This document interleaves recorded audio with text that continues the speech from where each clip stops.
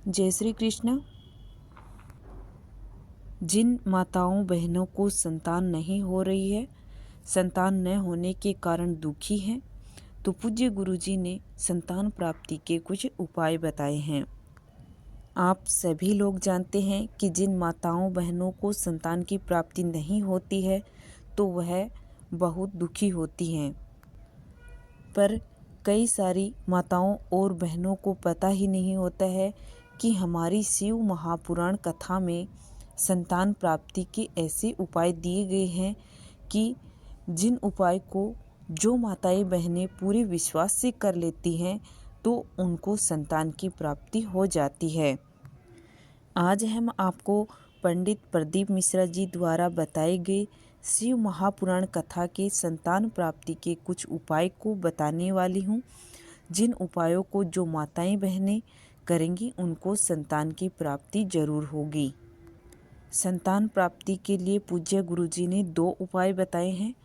पहला उपाय है, इस उपाय को उस स्त्री को खुद को करना है जिनको संतान की प्राप्ति नहीं हो रही है।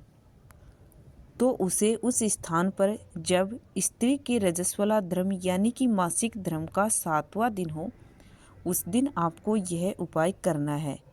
इस उपाय में आपको सफ़ेद आंकड़े की जड़ की आवश्यकता होगी। इस उपाय को तुमरुका महादेव जी का नाम लेकर उस नारी के घर के किसी एक सदस्य को यह उपाय मंदिर में जाकर करना है। क्योंकि स्त्री रजस्वला धर्म में होगी तो वह मंदिर में नहीं जा सकती और इस उपाय को नहीं कर सकती है। रजस्वला धर्म के 7वें दिन आपको अपने घर की किसी एक सदस्य को शिवजी के मंदिर जाना है और उसके साथ में आंकड़े की जड़ भी ले जाना है। उस आंकड़े की जड़ को भगवान शिवजी की शिवलिंग के ऊपर से 21 बार तुमरुका महादेव जी का नाम लेकर घुमाना है। उसके बाद उस आंकड़े की जड़ को जिस स्त्री की संतान नहीं हो रही हो उसकी कमर में किसी लाल धागे में उसे बांध लेना है। उसके बाद एक पीपल का पत्ता अवधूतेश्वर महादेव का नाम लेकर भगवान शिवजी की शिवलिंग पर चढ़ाकर उस पीपल के पत्ते को वापस उठा लेना है और उसे घर ले आना है। गाय के दूध में उस पीपल के पत्ते को उबालकर उस दूध को अगर पति और पत्नी दोनों को पी लेना है तो 3 महीने में भगवान शिव उसकी गोद भर देते हैं। यानी कि 3 महीने में भगवान शिव उस स्त्री की गोद भर देते हैं। संतान प्राप्ति का दूसरा उपाय पूज्य गुरुजी ने बताया है।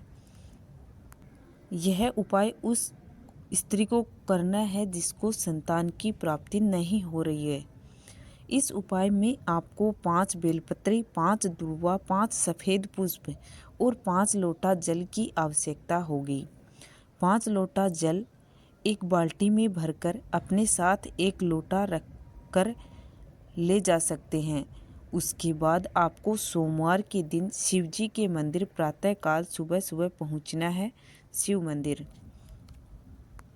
मंदिर में पहुंचने के बाद आपको एक एक करके सारी सामग्रियां भगवान शिवजी पर चढ़ाना है।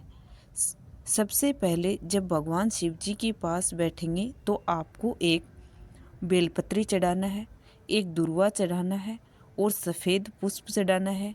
उसके बाद में जो आप 1 लोटा जल लेकर गए हैं वह एक धारा से भगवान शिवजी पर आपको चढ़ा देना है।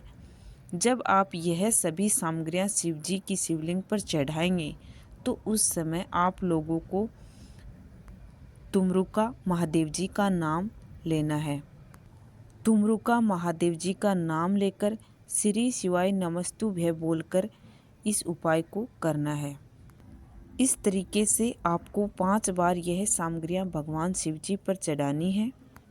उसके बाद में आखिर में जब आप बेलपत्र, दुर्वा, सफ़ेद पुष्प और जल चढ़ाएंगे तो आखिर में आपको वही जलधारे से थोड़ा सा जल झेल कर लाना है।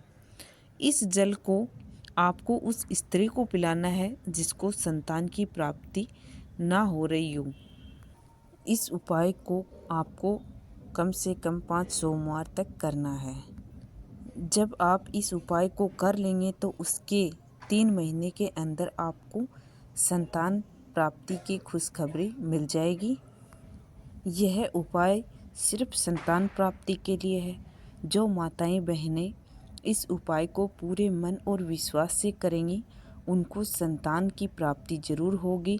और यह पंडित प्रदीप मिश्रा जी ने अपनी शिव महापुराण कथा में बताए हैं। यदि आपको यह वीडियो अच्छी लगी हो तो प्लीज़ चैनल को सब्सक्राइब कर लीजिए और वीडियो को लाइक और शेयर कीजिए।